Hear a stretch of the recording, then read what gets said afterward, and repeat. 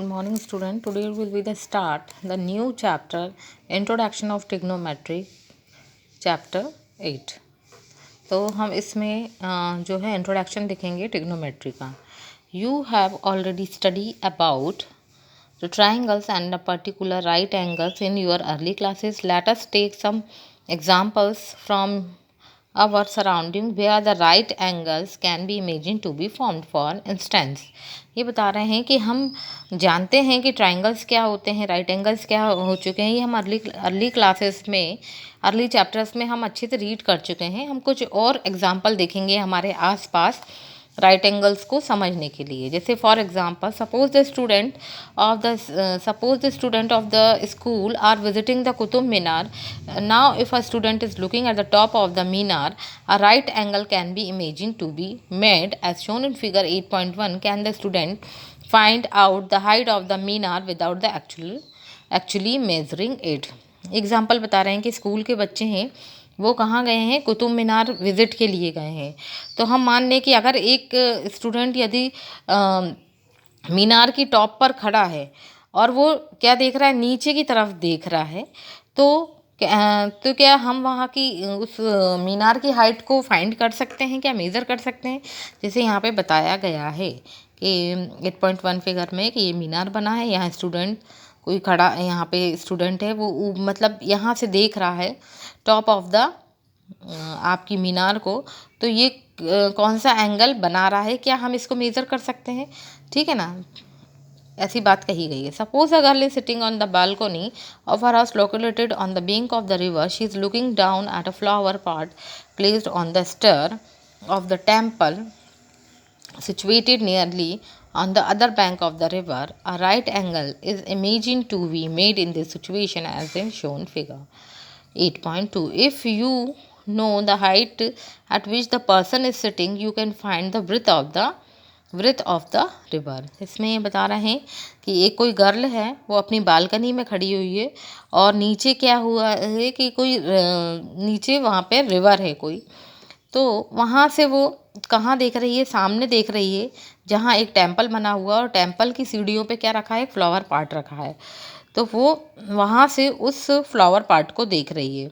Right angle is imagine, एक right angle बन रहा है. तो अगर हमें उसकी हाइट फाइंड करना होगी तो हम उसको कैसे फाइंड करेंगे, या उसकी वृत्त को फाइंड करना है तो हम कैसे करेंगे. ठीक है, इस तरीके के क्वेश्चनों को हमें सॉल्व करना है.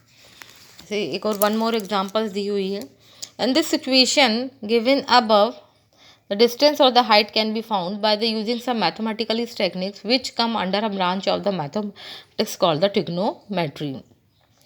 तो इसी में हमें क्या पढ़ना है, हाइट पढ़ना है, डिस्टेंस पढ़ना है कुछ मैथमेटिकल टेक्निक से, और जिसको हमने क्या बोला गया है, ट्रिग्नोमेट्री. अब word the trigonometry drive from the Greek word. जो ट्रिग्नोमेट्री वर्ड है वो कहाँ से आया है, ग्रीक से आया है. इसमें बताना, जैसे ट्राई का मीन्स होता है 3, गॉन का मीन्स साइड, एंड मेट्रोन का मीन्स होता है मेज़र. इनफैक्ट हम ये कह सकते हैं कि हमें इसमें कितनी साइड का मेज़र करना है, 3 साइड का मेज़र करना है. इसीलिए इसका नाम क्या रखा गया है, ट्रिग्नोमेट्री नाम रखा है. The earliest known work as a trigonometry was recorded in Egypt and the Babylon. Earlier the astronomer use to find out the distance of the star and the planet from the earth. Even today most of the technologies advanced method used in engineering and the physical science are based on the geometrical concept. तो हम ये देखेंगे कि जो astronomers थे वो कैसे star से लेके, अर्थ से लेके स्टार तक का डिस्टेंस फाइंड कर लेते थे या प्लैनेट को फाइंड कर लेते थे. तो वो किसकी हेल्प से कर पाते हैं, यही ट्रिग्नोमेट्री से हेल्प से ही कर पाते हैं. हमारे यहाँ बहुत सारी एडवांस टेक्नोलॉजी हैं, इंजीनियर हैं, फिजिकल साइंस हैं, और कुछ क्या है, हमारे ट्रिग्नोमेट्रिकल कॉन्सेप्ट है. In this chapter we will study some ratio of the side of the right angle with respect of the acute angle called the trigonometrical ratio of the angle. तो हम इस चैप्टर में हम पढ़ेंगे कि ratios पढ़ेंगे right angle के, किसके रिस्पेक्ट में, एक्यूट एंगल में. तो इसको हम क्या बोलेंगे, the trigonometrical ratios of the angle. We will restricted or discusses to the quite acute angles only. अब हम ये देखना है कि हम केवल एक्यूट एंगल के बारे में ही क्यों पढ़ रहे हैं. However, these ratio can be extended to the others angles also. We also find the trigonometrical ratio for the angle of measure 0 and the 90 degree. We will calculate the trigonometrical ratio for some specific angle and establish some identity involve this ratio called the trigonometrical identities. तो हम इसके अंदर acute angle को ही क्यों पढ़ रहे हैं, others angles को क्यों नहीं पढ़ रहे हैं? तो उसका रीज़न ये है कि जब हम राइट एंगल बनाते हैं तो राइट एंगल जो है हमारा 90 डिग्री पे बनता है और एक्यूट एंगल जो है हमारा लेस देन रहता है 90 से। इसलिए इसमें कितने जो भी एंगल्स बनते हैं वो कैसे बनते हैं, एक्यूट एंगल बनते हैं, उन्हीं की हमें इसमें स्टडी करनी है। ठीक है, फ़िलहाल ये इंट्रोडक्शन था। अब नेक्स्ट क्लास में एक्सरसाइज करते हैं। Okay, thank you so much.